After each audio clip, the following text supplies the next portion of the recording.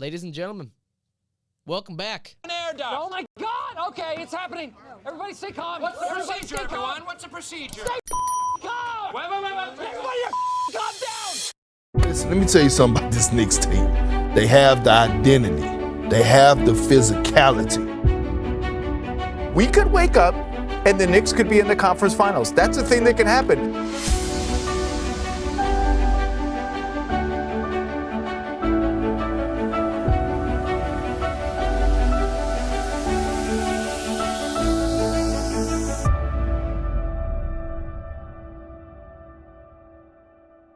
Welcome back, everyone. This is season number 2, dose of Empire State Hoops. I'm Adam Rothschild. Alongside me, that's Matthew Vargo. Back in the house is where we belong, back here at Susquehanna University. And we missed out on a lot. Hope everyone had a happy holiday season, a Merry Christmas, Happy Hanukkah, Happy New Year. Now we got 2024 is the year. How was your holiday? I know the Eagles didn't do well, but how was it? The Eagles fell apart, which sucked, but at least basketball was there, a lot of fun. And I guess now I'm just happy they can't ruin my weekends anymore. I'm now a neutral watcher for the NFL, but we're talking about the NBA. We're back, baby. Let's go. Back in business, where we belong. And once again, this episode of Empire State Hoops is being powered by Sport Pros USA. And for more information, visit sportprosusa.com or call 877-HOOPS-NJ to make your dream court a reality today. And now back into business here. The Knicks, so much happened. A lot happened while we were gone over our break. So, getting right back into it, Christmas Day, they played the Bucks. They lost the game before that for that prep. Then they beat them, which was incredible. They had a West Coast trip to end off the new year, and we went into New Year's. We're like, the Knicks are going to probably stick what they have because we know, as we know, the trade deadline is coming up in about 15 days or so in early February. And Happy New Year, the Knicks make a trade. Yeah. And I'll tell you this, my reaction at first, I was shocked. I was not happy about it because I didn't know much about OG Anunoby. I knew he played at Indiana, but once I saw him play that first game against the Timberwolves, I'm like, we got a dude. Like, a dude. This guy is a freak of nature on defense, and I know giving up RJ Barrett and Emmanuel quickly sucks because what Julius Randle said about them being raised in New York, 100% true. But when you get a guy like OG Anunoby, you got something for real. Well, quick correction. It was the Raptors, not the Pacers. You said Indiana, but it's okay. I was talking about where he went to college. Oh, at Oh God, I completely goofed there. Okay, that I was not aware of because he got drafted back in like 2018. I was a high schooler back then. But enough of a side tangent there. When I first found out about the trade, and you remember this, I sent you like the laughing emoji when it first happened. I was just like, they gave up both of those guys for OG, who was averaging like 15, 16 a game or something. And then we started watching the games. What was it? The first one was the Timberwolves, right? Yes. And they beat them. And I know Minnesota's kind of fallen apart recently, but still, that was a good team they beat. And then they beat the 76ers in Philly in a blowout. And I was like, oh no. Like, OG, he's been hooping, man. Like, I remember reading something from a diehard Knicks fan online somewhere. And he said, like, a Knicks player who actually plays defense, moves off the ball, can like cut to the basket, and I'm just like, it's the greatest discovery since sliced bread. I kid you not. That's what he was saying. I was like, yeah, like he nailed it. And Leon Rose, I sent the laughing emojis. I was wrong. They've been playing well. OG's been balling. Brunson's been Brunson. They've been good. A record of 10-2, by the way, since the Knicks got OG Anunoby in this trade. And you said it right. Sliced bread was the perfect way to put this because I love OG's game, and I think it's made Julius Randle better. I think Jalen Brunson has been playing a lot better. And the bench was the other thing. And now we can also talk about this, too. The two other players they got in this trade, Precious Achiuwa and Malachi Flynn, two other good role players to have off the bench. I know Flynn hasn't got much minutes, but Achiuwa is the backup center with Hartenstein out the previous game against the Nets, which we'll get to in a little bit. That was, Achiuwa is good for a backup center, but having Sims in there as well in front of him while Hartenstein was out was definitely huge. So it's great to see Achua getting minutes also. Well, I'm surprised the bench hasn't really fallen off that much because obviously Quickly is the spark plug off the bench. And again, when the trade happened, it was just kind of like, okay, is OG like that much? Like, we knew it was an upgrade over RJ, but with doing that, how much of an upgrade is it and how much is the bench going to fall off was the big question. The bench hasn't really fallen off, which kind of surprised me, which was another thing I kind of didn't really like about the trade because I know, like, people say, like, a bench doesn't matter, and I'm just like, yeah, it does. The bench matters. Like, look at Phoenix last year in the playoffs. They had no bench. Their starters played 40 minutes per game, and then everybody got hurt, and then they fell apart. So the bench matters. But, like, Achua, like, he was with Miami, I believe, to start, and, like, he was fine. Nothing really remarkable about it. And then with Toronto, again, just kind of fine. But I feel like in this role, it's been really good for him. Let me make sure I got the camera on me for this. So for all you plus-minus people out there, he is a plus 170. Plus 170. The Knicks have not had a player like that in so long. I'm talking years. I love OG, and I want him to stay. So this is great. But getting back to the other side of the trade, you look at the Raptors now, where RJ Barrett is at his career. He's heading back home to where he grew up playing basketball. Yep. In Toronto. So it's great that he's back there. And I like this for him because now he gets a chance to be a full-time starter, even though he was with the Knicks, get even more of, being more well-known in Toronto because of they have such a great fan base in Toronto. And also giving Emmanuel Quickly a chance to start. He's the starting point guard there. And you add that with Scotty Barnes, who they already had through the draft, and some other players that they got, which of course they have Bruce Brown right now, who they got from in the Pascal Siakam trade, but we're expecting him to be traded somewhere else. He will, yeah. But what do you think about this for Toronto? Because they're going to be going into a rebuilding phase. I know their owner, had a tough time trying to give up these players who came here for that 2019 championship, of course, with Siakam leaving and now Anunoby leaving. So what do you think about that for Toronto? Don't quote me on this, but I'm pretty confident that now all of the members from that 2019 Toronto team that won the title, they're all gone now, I believe. I think Chris Boucher might still be there, but I could be wrong. But on the Raptors side, it's like, rev out the tanks, boys. Time to go deep dive it for a top draft pick. OG was just the start. We knew Siakam was going to follow suit. He went to the Pacers, and now they're 16-28. The tank is on, trying to catch up with the Hornets, the Wizards. I don't think they can catch up with the Pistons, as funny as that would be, but that's kind of a ramble for another day. But for Barrett and Quickly, I mean, obviously, you knew that Quickly wanted a much bigger role. Kind of reminds me of like when Reggie Jackson was in OKC, and he kind of beefed with Westbrook because he wanted more minutes and a bigger role. Not saying that, like, Quickly beefed with, like, Brunson or anything, but you could tell that Quickly was holding out for restricted free agency because he's a restricted free agent this year. He was going to get a pretty decently sized contract, whether it be from the Knicks or another team from an offer sheet. And for RJ, like, it's good for him because, I mean, he was never going to become a superstar with the Knicks. And I know he was drafted with the 3rd overall pick, and he said something along the lines of he doesn't regret his time there because they were bad when he got there and they were good when he left. Obviously, a lot went into that, and he definitely did contribute to that. But I feel like it's good for him. He's at home. Maybe he'll stay long-term. I mean, I don't see why he wouldn't. But, yeah, let's just kind of see where they go from here. Short-term, not looking great because, again, it's time to enter a rebuild. But if it leads to a greater tomorrow, that's great. Yeah, it was about time that the Toronto Raptors went into this rebuild situation that we've been waiting for to happen since they won the NBA title, of course, in 2019. And now getting to the A few moments later. game where they played against Toronto last Saturday. So basically, there was the return of RJ and Quickly to the Garden. Yep. And you expected, as New York fans do, they boo former players. I mean, it's a given. When Carmelo Anthony came to visit when he was with the Thunder, he didn't boo. And then you bring RJ and IQ in with Toronto coming to visit, it was cheers.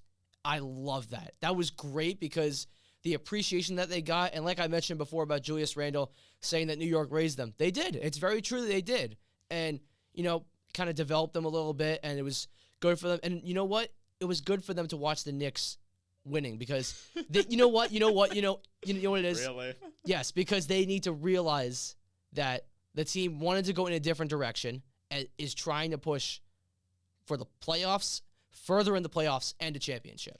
I don't know about them like wanting the Knicks to win because obviously when you're on another team, there is that personal like petty satisfaction that you can get. It's just like they might win the trade long term, but for one day I can say they made a mistake trading for me. But that's besides the point. But for the actual game, I mean, again, it was kind of I'm kind of like getting like rambling, kind of like struggling where to go from here, but.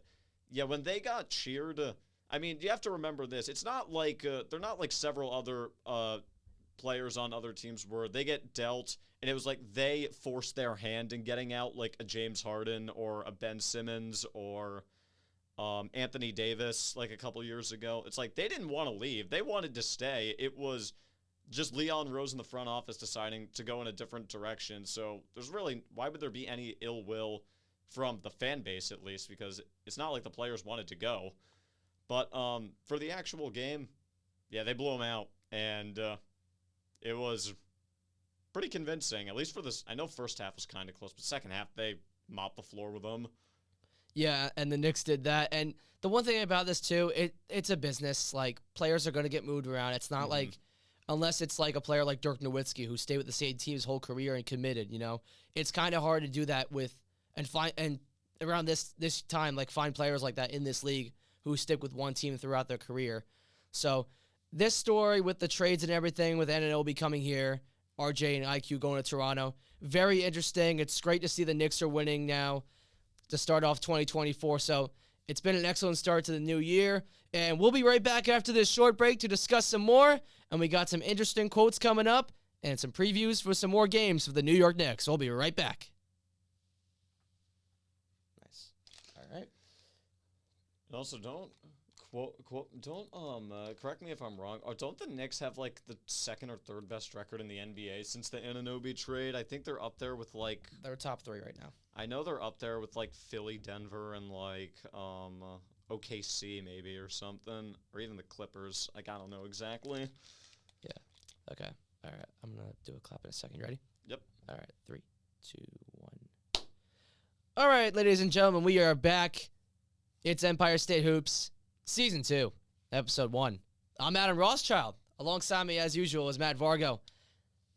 And the next game that the Knicks played right after Toronto, they got a couple days off until Tuesday. Mm-hmm. The rivalry, that's not really a rivalry anymore because KD and Kyrie are not there. The Knicks and the Nets. The Nets were up by 12 points in the fourth quarter. The Knicks bring their starters in. The Nets do the choke job. And the Knicks win as per usual on the fast break with Brunson giving it to Julius Randle, who slams it down, and the Knicks win. Mikal Bridges misses free throws down the stretch, and the Knicks do what they need to do. But before we get to the game, there was this quote and this tweet that Josh Hart put out.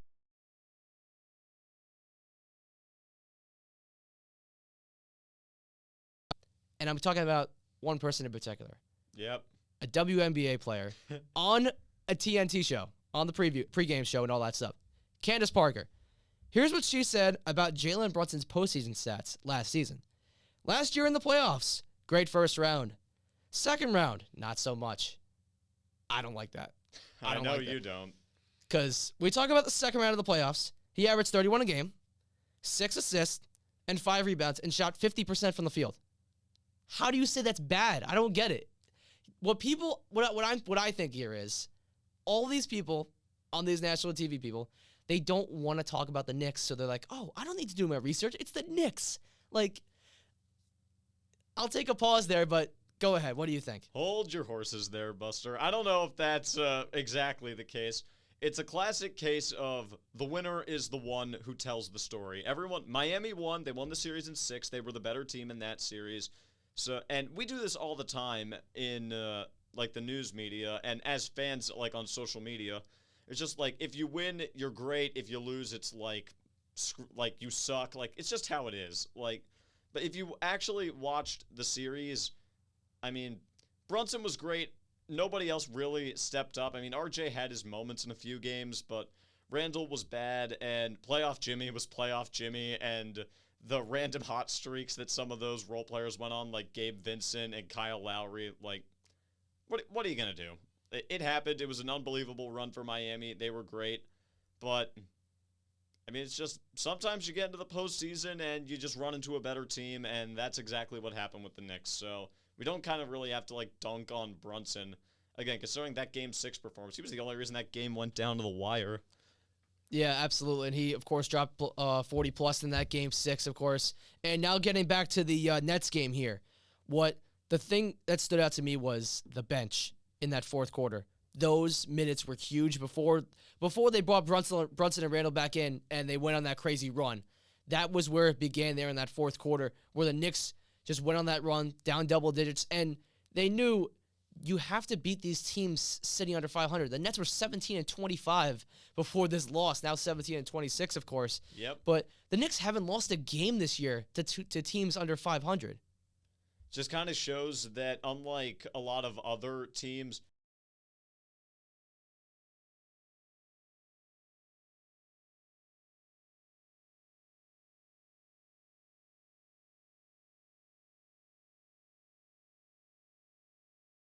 in late January, like, we need them fresh for the playoffs. We see it all the time, but the Knicks, again, like, Tibbs, like, nobody's taking days off with Tibbs. Like, I believe OG, in terms of his minutes after a while through the trade, was like 137 minutes over a span of, like, was it like 4 games or 5 games? I think it was 5 or 6 games. So, yeah, he was playing a lot of minutes, but it shows that, yeah, they're still, and especially trying to get a higher seed, because the 3 and 2 seed, it's a long shot. They're still up for grabs at the end of the day. Philly is only 3 games behind Philly and 4 games behind Milwaukee, who just fired their coach and brought in Doc Rivers. So just go for it. Get a higher seed. It's within striking distance. Is it likely? Probably not, but go for it. Yeah, and I think that's the thing here. And looking at the standings, too, I think Cleveland wants New York again, because you look where they're sitting right around that same spot again. I really think that those two are probably going to go against each other again, because I don't know if anyone's getting above a Milwaukee, a Boston, a Philly. But I do want to touch on this Bucks thing for a second. I know we're talking about the Knicks right now, but I do want to touch on this coaching change, because this is a very recent thing with Doc Rivers going there. You look at Doc's resume, 1 NBA title. Mm-hmm. How many 3-1 leads has he blown? 3. And yeah, and the Lob City Clippers, who didn't get anywhere. You want to know how many 3-2 leads he's blown? Too many to count, probably. It's like 7. I believe it's 7. Oh my God. I just don't. I understand Adrian Griffin getting fired. I understand the players losing, the faith in him. But talk about bringing in a guy like Doc Rivers, who just came off of the play-by-play announcing, and Mike Breen literally just roasted him right after he just left and walked away. He's like, "Oh, bye guys, I'm out of here." So I don't know what to say about this. I don't know if Doc is the guy, but here's what I'm going to say, though. I know Stephen A. said this. I heard Kendrick Perkins saying this. This is probably his last chance to coach in the NBA. Oh, yeah.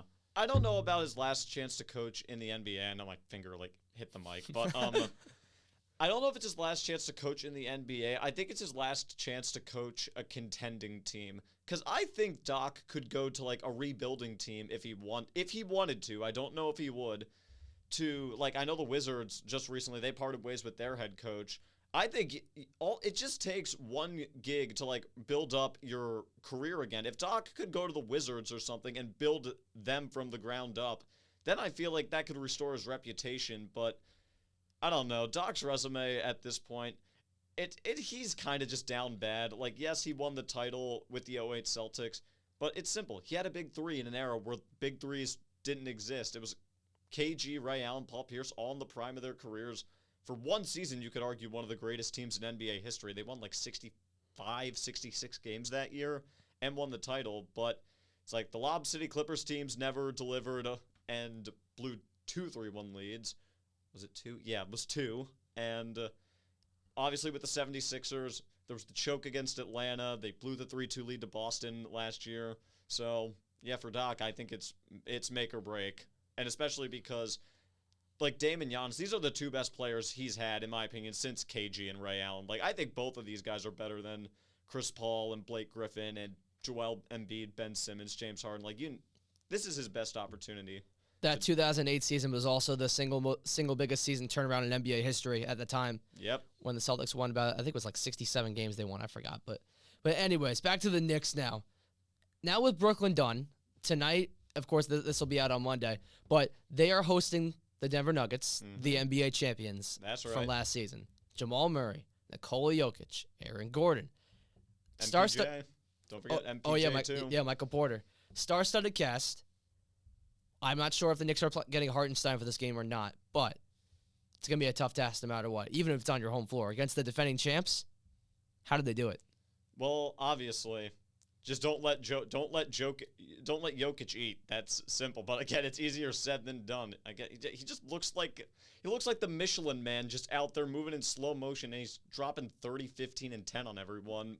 I feel like what they need to do is kind of similar to what the 76ers did around a week or two ago when they played them, which was let Jokic like try to facilitate, and if the other guys like hit their open shots, then like so be it. Like the other guys just beat you. But if Jokic and Murray are combining for like 70, 80 points each, you're cooked. Like, I mean, it's just Denver. I just kind of feel like they're kind of on cruise control, and that's the kind of the scary thing about this Denver team. I don't even think they're playing their best ball yet, and they're still like a game and a half out of the 1 seed in the West.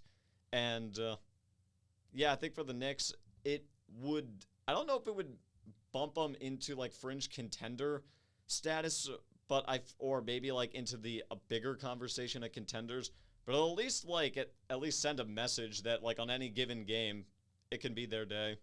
Yeah, the Knicks had a game like this last year against the Nuggets where they beat them on their home floor just like this. They were 2-0. They won both games against the Nuggets last year. Last year on the road, they had a game early in the year in Denver where they came back. They won. I think it was like their first win in Denver since like 2006 or something like that. Yeah, it was shocking. It was great to see them win in Denver, but they know it's gonna be a tough task. You know, Nikola Jokic, there hasn't been a player like him since, I don't know. Arvydas Sabonis, way back in the 90s. Yeah, probably. Like, a guy like that, like a big guy shooting threes, like, with that high arc. Like, I remember there was a shot in the conference finals last year.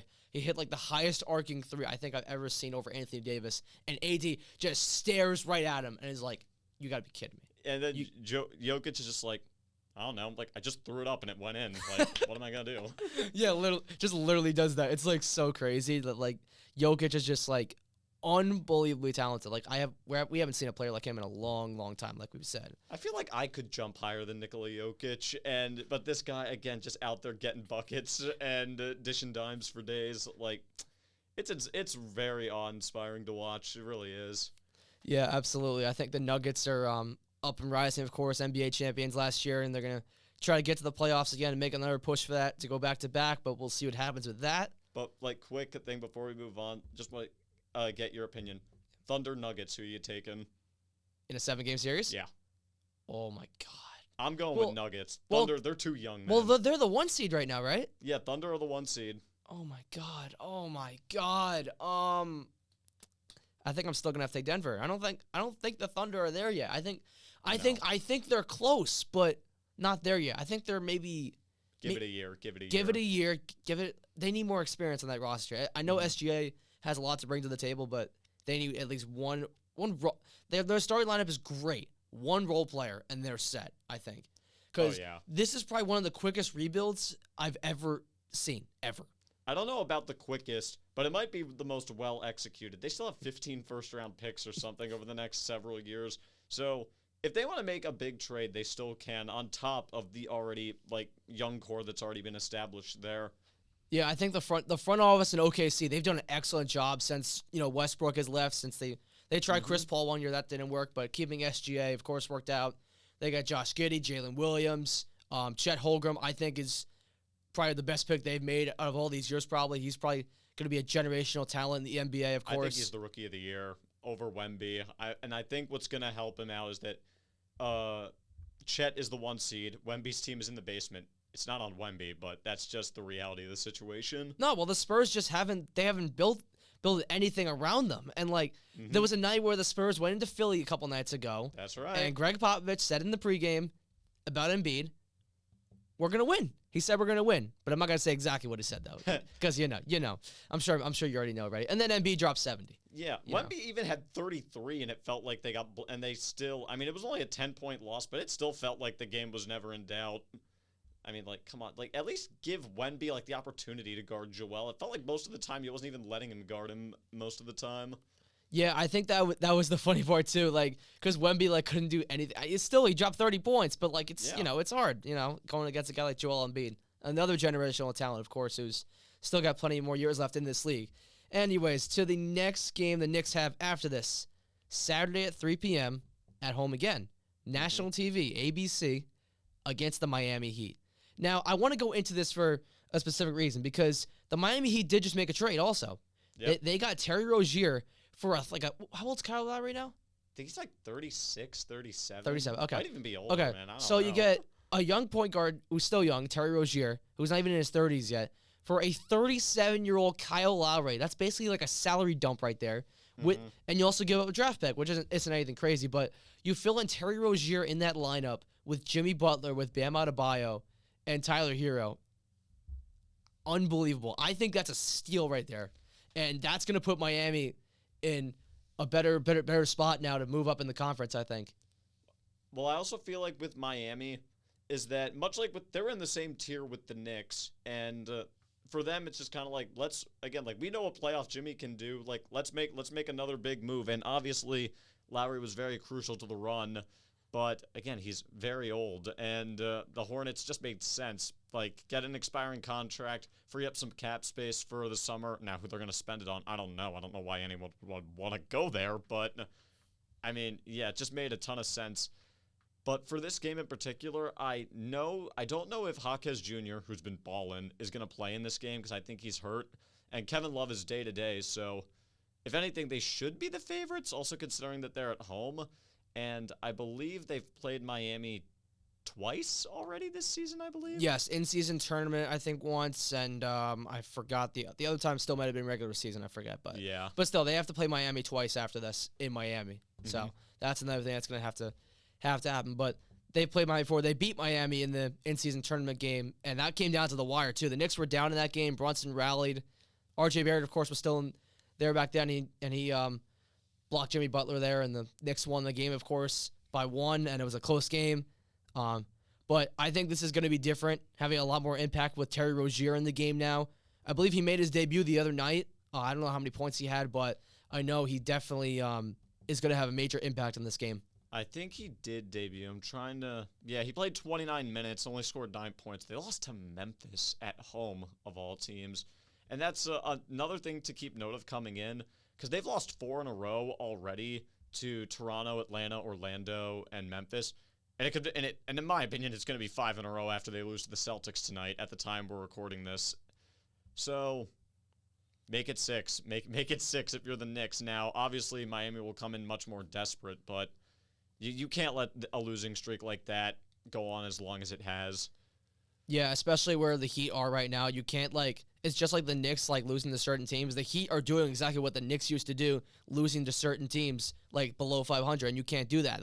You got to win games against teams you're supposed to beat, like Atlanta and Memphis, you mentioned before. And now we'll get to the final game that we're previewing. I believe this is a road game after they play the Heat. This one's next week. I believe it's on Monday or Tuesday, I believe. They're playing the Charlotte Hornets. A recurring joke on this podcast. Yes, that we've talked about. We talked about last season, of course. And I really don't think there's not much to talk about. Just go in there, win, get out of there. That's all you need to do. The Hornets, of course, they've won 10 games now, I think. I think it's 8 or 9 now. Is LaMelo even playing in this game? I think he's still hurt.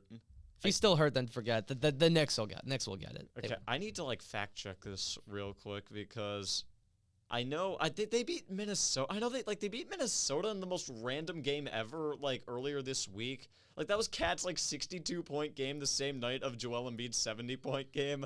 And one of them is lauded, it's historic, and the other one was just kind of laughed at because...